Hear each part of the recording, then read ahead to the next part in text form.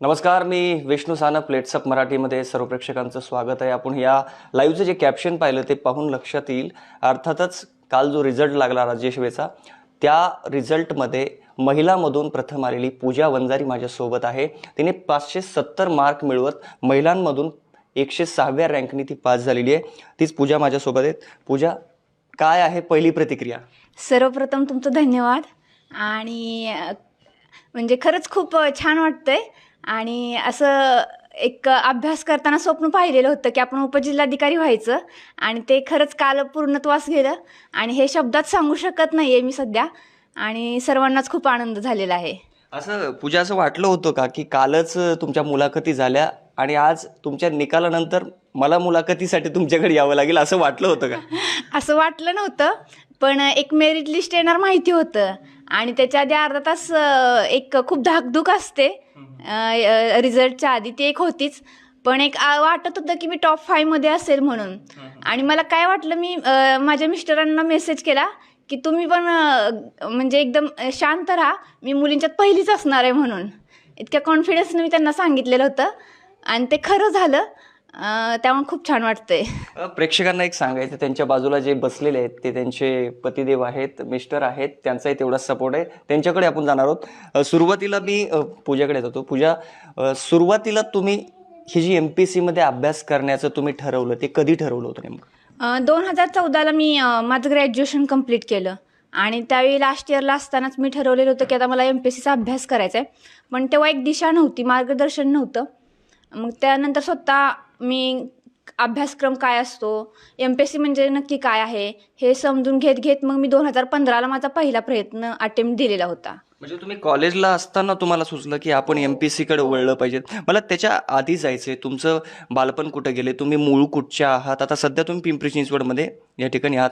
तुम्ही मूळ तुमचं गाव कुठलं, तुमचे वडील काय करतात, आई काय करतात? मी सांगली जिल्ह्यातील वाळवा तालुका आहे, तिथं बोरगावमध्येच माझं बालपण गेलेलं आहे. माझं प्राथमिक माध्यमिक शिक्षण मी तिथंच पूर्ण केलं.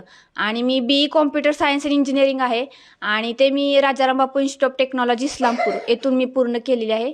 माझे वडील शेतकरी आहेत, पण माझे वडील देखील BCom आहेत. आणि त्यांचा नेहमी मुलींचं शिक्षण असू दे किंवा घरच्या सर्वांचं शिक्षण झालं पाहिजे, हा त्यांचा एक प्रयत्न होता. आणि मला वाटतं मी त्यांचं स्वप्न आज पूर्ण केलेलं आहे. जेव्हा निकाल लागला तेव्हा बाबांना पहिली बातमी ही कोणी दिली, कोणी सांगितले तुमची मुलगी राज्यात पहिली आलेली आहे, आणि त्यांची रिॲक्शन काय होत्या? मला प्रथम माझ्या भावानं सांगितलं. त्यानंतर मी रिझल्ट पण माझा बघितला नाही, कारण मी इतकी बिझी झाले कॉल्स आणि मेसेजेस. आणि त्यानंच मला पहिल्यांदा न्यूज दिली की दीदी तू पहिली आलीस राज्यात म्हणून. आणि ते आनंदाश्रू खूप म्हणजे शब्दात आपण सांगूच शकत नाही. आणि ऑफिसवरून मी येत होते. आल्यानंतर मग पहिल्यांदा घरी जाऊबाई आहेत, मग त्याच एक माझा मार्ग होता की त्यांच्या मग मी गळ्यात पडून अक्षरशः रडले. आणि एक जवळचं माणूस म्हणून म्हणजे मला खूप माझ्या दोन्ही घरच्यांचा मला खूप एक आधार आहे. आणि म्हणजे मी काही गोष्टी असतील त्या आपण शब्दात सांगू शकत नाही.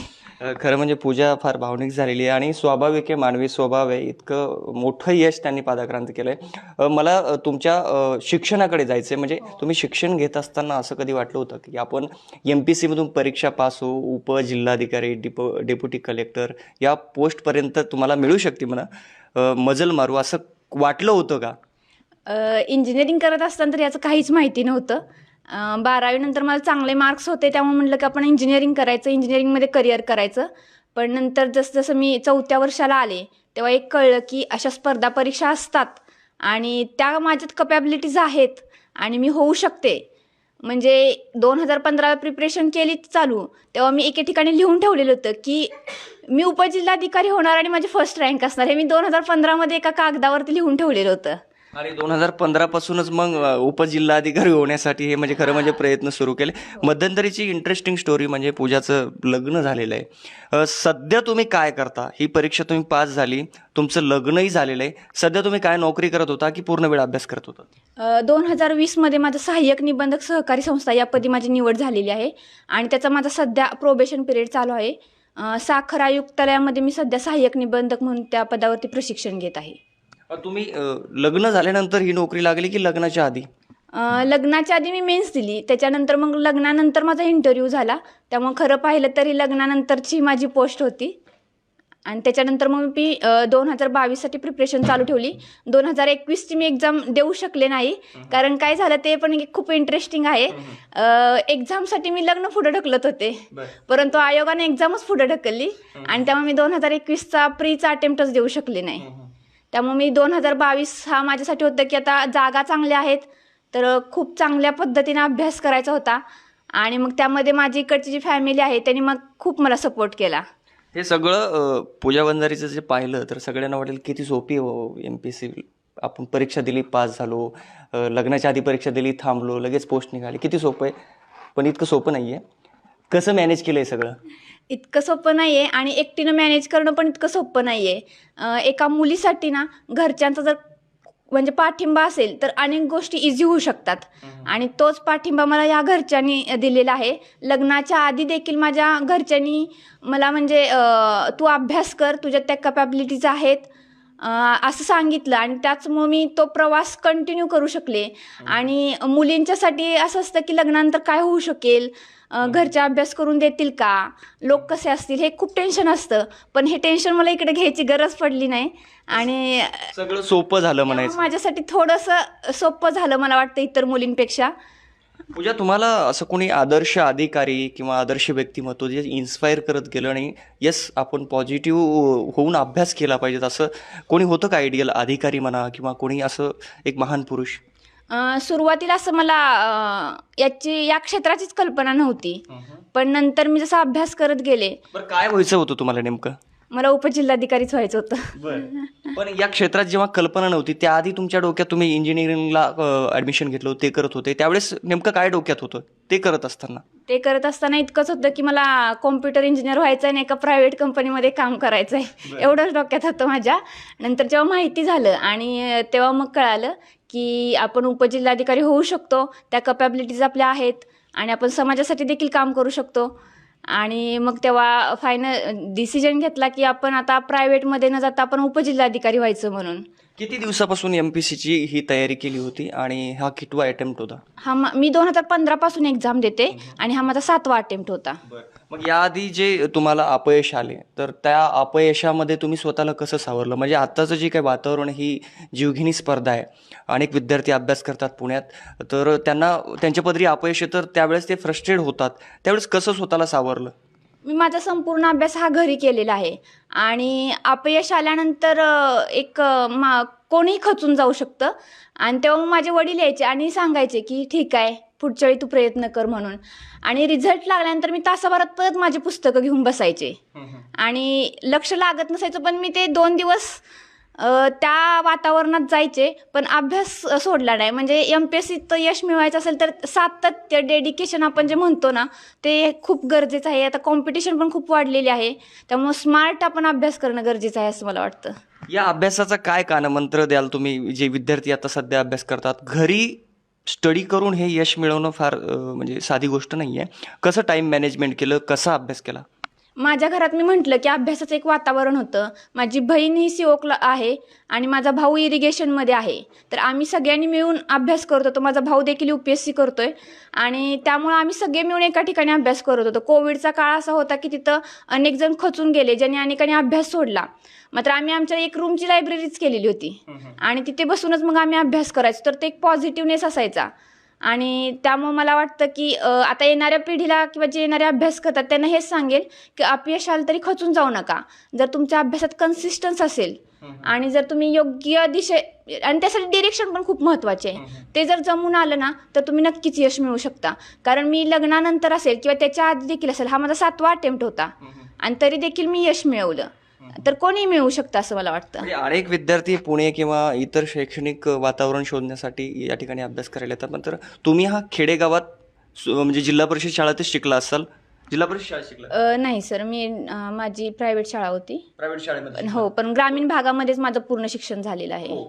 तर ग्रामीण भागामध्ये शिकून घरी अभ्यास करून हे यश मिळवता येतं, हे तुम्ही एक रोल मॉडेल म्हणून मुलांना दाखवून दिलेलं आहे. तर या मुलांना काय तुमचा सल्ला असेल? मी परत तुम्हाला हा प्रश्न विचारतो की अनेक मुलांच्या मनात न्यूनगंड असतो की नाही, आपण पुण्याला गेलो आणि अभ्यास केला तरच आपल्याला यश मिळतं, त्यांना काय सल्ला असेल?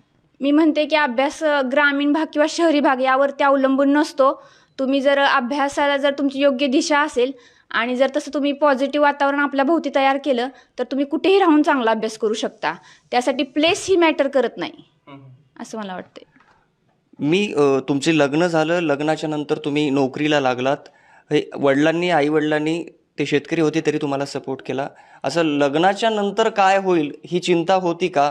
आणि लग्न झाल्यानंतर प्रत्यक्षात घरच्यांचा सपोर्ट, तुमचे मिस्टर बसलेले आहेत तुमच्या शेजारी, त्यांचा सपोर्ट कसा होता? खरं खरं सांगून टाका. त्यांच्या सपोर्टशिवाय तर काही होऊ शकलं नसतं असं मला वाटतं. कारण की मी म्हटलं तसं माझं लग्नाच्या आधीच मेन्स होती 2020ची आणि त्यांनी सर्व नातेवाईक असतील, माझ्या घरचे असतील, तर त्यांना सांगितलं की तिला एक्झाम देऊ दे. आणि त्यांनी जवळजवळ 1 वर्ष लग्न ठरल्यानंतर माझं पुढं ढकललेलं होतं ही एक्झाम देण्यासाठी 2020ची. आणि त्या 2020मध्ये मग मला सहाय्यक निबंधक म्हणून पोस्ट मिळाली. आणि त्याच्यानंतर पण आत्ताचा जो मी अभ्यास करत होते तर पूर्ण वेळ त्यांनी मला तू अभ्यास कर, आणि त्यांनी स्वतःचं करिअर देखील मला वाटतं माझ्यासाठी कॉम्प्रोमाइज केलेलं आहे. आणि मला वाटतं की एका मुलीसाठी त्याच्यापेक्षा जास्त काहीच असू शकत नाही. याच प्रश्नाला थोडंसं बाहेर जाऊन विचारतो की मुलगी शिकायला लागली, अभ्यास करायला लागली की अनेक काही टिपिकल असे टोमणे टामणे खोचक टोले मारले जातात, त्याचा सामना करावा लागला का पूजाला? मला वाटतं तो सामना माझ्या घरच्यांनी केला असेल. कारण माझं असं होतं की मी सोशल मीडिया, मोबाईल याच्यापासून खूप लांब राहत होते. आणि त्यामुळे असं होतं की मला कोण काय म्हणतंय या गोष्टी माझ्या कानापर्यंत कधी आल्याच नाहीत. त्यामुळे मला वाटतं की ते सगळा सामना आहे तो माझ्या घरच्यांनी केलेला आहे. टीका टिप्पणी असेल किंवा टोमणे असतील तर त्यांनी ते माझ्यापर्यंत कधी येऊन दिलं नाही. एक मुलींबद्दल प्रश्न आहे की मुलींना फार याचा सामना करावा लागतो. म्हणजे एक स्पेसिफिक वय ठरवलं जात असतं की या वर्षापर्यंत तू अभ्यास कर, त्यानंतर तुला लग्न करायचं आहे, असं अशा काही रेस्ट्रिक्शन वगैरे. आणि एकंदरीत मुलींच्या डोक्यात काय चालतं, या सर्व मुलींची एक प्रतिनिधी म्हणून तुला प्रश्न विचारतोय की काय डोक्यात चालतं बॅक ऑफ द माइंड मुलींच्या अभ्यास करत असताना? अनेक मुलींचं असं होतं की तुम्ही म्हणता ते बरोबर आहे की अनेकदा मुलींना वयाचं रेस्ट्रिक्शन ठरवून दिलेले असतात की 4-5 वर्ष असतील तर त्याच्या मर्यादेतच त्यांना अभ्यास करावा लागतो. त्यामुळे अनेक मुलींचा कल असा असतो की लग्नाच्या आधीच आपण सक्सेस मिळवू. परंतु मला असं वाटतं की आता थोडाफार बदल होतोय. माझं स्वतःचं असं आहे की माझ्या वडिलांनी किंवा माझे जे काका काकी आहेत, माझे भावंड आहेत, तर त्यांनी मला ती रेस्ट्रिक्शन कधी नाही घातली की तू 2च अटेम्प्टमध्ये कर किंवा 4 अटेम्प्टमध्येच तू सक्सेस मिळव आणि त्याच्यानंतर तुला अलाउड नाही. त्यांनी मला, म्हणजे माझं लग्नच 30व्या वर्षी झालेलं आहे, तर तोपर्यंत त्यांनी मला पाठिंबा दिला. आणि त्याच्यानंतर माझं लग्नानंतर पण मला फॅमिली खूप सपोर्टिव्ह भेटली आणि त्यामुळे मला वाटतं की त्यामुळेच हे यश साध्य झालेलं आहे. आता आपण ही मुलाखत घेतो ही अगदी कशी एकदम आपण गप्पा मारतोय, मात्र कालच्या मुलाखतीमध्ये असे कुठले चॅलेंजिंग प्रश्न होते की ते खरंच असं अनपेक्षित होते आणि ते एकदम पडले, आव्हानात्मक प्रश्न? हां, तर त्यांनी मला नक्षलवादावरती वगैरे प्रश्न विचारले. नक्षलवादाबद्दल की पश्चिम महाराष्ट्रात का नाही आणि एका ठराविक क्षेत्रातच नक्षलवाद का आहे. सहकारबद्दल, आता मी सहकार डिपार्टमेंटमध्ये असल्यामुळे सहकारचा आजच्या काळामध्ये काय रिलेव्हन्स आहे. तर असे काही डिफिकल्ट क्वेश्चन होते. तर पण मला वाटतं मी ते थोड्याफार चांगल्या प्रकारे हँडल केले, त्यामुळे मला वाटतं मला 60 मार्क्स आलेले आहेत मुलाखतीमध्ये. निश्चित. आता आपण प्रशासनात तुम्ही जाणार आहात, जवळपास ते निश्चित झालेलं आहे. काय असं वाटतं या सिस्टीममध्ये काय बदल केला पाहिजे आणि प्रायोरिटी कशाला असेल पूजा बंजारीची? मला वाटतं की अनेक लोक आपल्याकडे खूप मोठ्या आशेने येतात की अनेक समस्या असतात, तर मला वाटतं की त्यांचं काम वेळेत पूर्ण करून देणं हीच माझी प्रायोरिटी असेल. मी आता तुमच्या फॅमिलीकडे जातो, ज्यांनी तुम्हाला सपोर्ट केला त्यांच्याकडे जातोय. तुमचं मनपूर्वक अभिनंदन.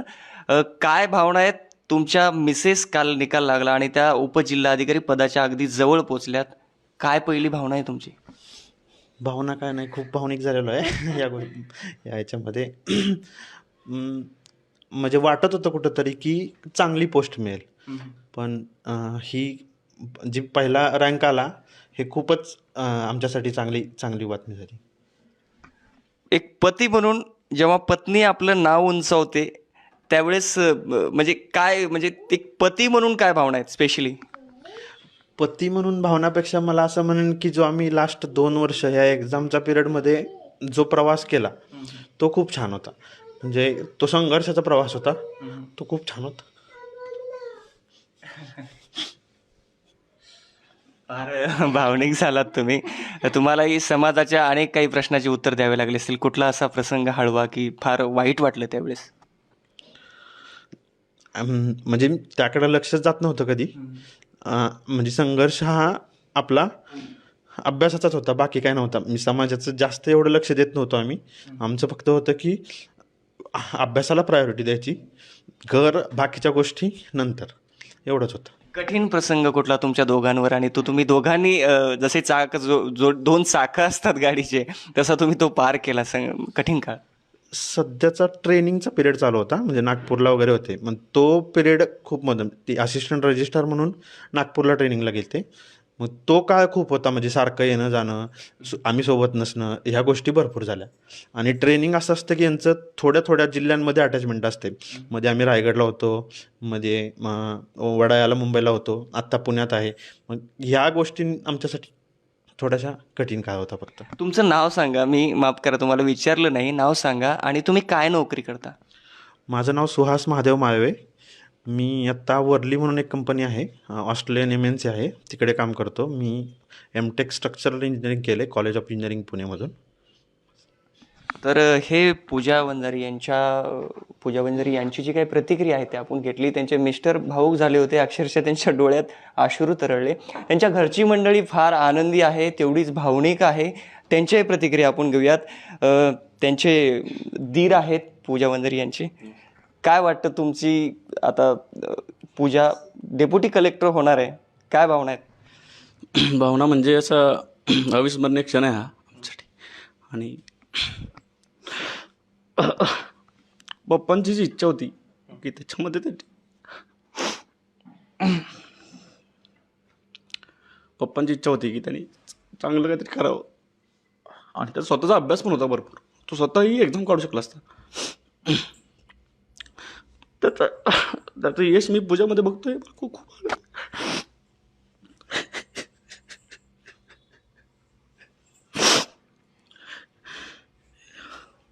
खूप आनंद आहे, आम्ही सगळे खुश आहे. तर अतिशय भावनिक असं वातावरण आहे वंजारी कुटुंबामध्ये. पूजा यांच्या सासूबाई आहेत. आपल्या सुनेनी नाव कमावलंय तुमच्या घरचं. हा, छान वाटतं. आणि तिनं सगळ्यासाठी छान केलेलं आहे तसं. आता तुमची बोला. आभार आहे त्यासाठी. तिनं इच्छा पुरी केली आमच्या मालकांची, मुलांच्या ऐवजी. मालकांची इच्छा होती तुमच्या की अधिकारी व्हावे सून ही त्यांची इच्छा होती पहिल्यापासून. ती पूर्ण झाली? हां, पूर्ण झाली. त्यांच्या जाऊबाई आहेत. काय सांगाल? जाऊबाई जोरात आहेत. आम्ही सर्व कुटुंबीय तिच्या यशामध्ये खूप खुश आहे. आणि आमच्यासाठी हे सगळं स्वप्नांच्या पलीकडे. आणि तिने फायनली ही लढाई जिंकली. कसं एकंदरीत तुम्ही कशा पद्धतीने पूजांना मदत करत होता? ते अभ्यास करत होत्या, त्यांना तो वेळ मॅनेज करावा लागत होता, कसा सपोर्ट होता? एकंदरीत घरात वातावरण कसं होतं? तिने देखील घरची जबाबदारी चांगल्यारीत्या पार पाडली. तिने पण अभ्यास करत करत घरची पण जबाबदारी ती हँडल करत होती, सर्व पार पाडत होती. आणि भाऊजींचा सपोर्ट भरपूर होता तिला. आणि तिने दिवस रात्र मेहनत करून हे यश संपादन केलं. काय फोन येतात लोकांचे? जाऊबाई तुमची आता डेप्युटी कलेक्टर झाली, लोकांचे काय रिॲक्शन येतात? हेच की आता तुझी पण अपॉइंटमेंट घ्यावी लागते का काय? खूप खुश आहेत सगळे, आम्ही पण खूप खुश आहे. आणि आम्हाला अभिमान वाटतो की आपल्या घरात आज एक अधिकारी आली. आणि हे नेहमी आम्ही TV ला पाहायचो की इथे अधिकारी झाला, MPSC झाला, MPSCमधून अधिकारी झाला. पण आज आपल्या स्वतःच्या घरामध्ये एक अधिकारी असणं हे इतकं आम्हाला हे वाटतंय की ते सांगू शकत नाहीये की आपल्या घरात एक अधिकारी आहे म्हणून. खूप खुश आहे आम्ही. निश्चित. तर ह्या आहेत पूजा वंजारी, ज्या की राज्यातून MPSC परीक्षेमध्ये प्रथम आल्यात महिलांमधून.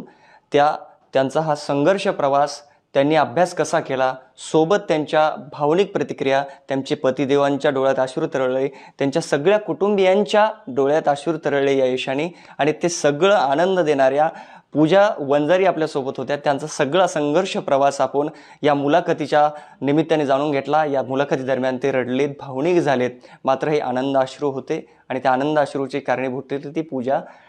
आपण या मुलाखतीमध्ये थांबतोय. Vishnu Sanap, plates up Marathi, Pune.